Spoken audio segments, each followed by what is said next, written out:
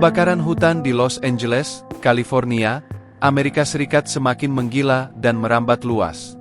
Dilaporkan kemunculannya di San Diego, dekat perbatasan AS Meksiko, pada Kamis, 23 Januari 2025. Yakni di dekat jalur truk Gunung Otay, yang terletak di dalam area hutan belantara. Api membara sekitar pukul 14.30 waktu setempat, dan dengan cepat meluas, hingga mencapai 229 hektare. Selain itu, kebakaran semak belukar juga terjadi di sepanjang Jalan Tol 405 di Seal Beach. Para pejabat memerintahkan untuk menutup beberapa jalur di kedua arah. OCFA mengatakan kebakaran tersebut hanya terjadi pada lahan seluas 1 hektare. Api disebut tidak mengancam bangunan apapun, dan tidak mengakibatkan korban luka. Belum ada perintah evakuasi yang dikeluarkan. Sementara penyebab kebakaran masih diselidiki. Namun titik api baru terjadi saat angin kencang berkekuatan badai bertiup di California sepanjang malam dan dini hari.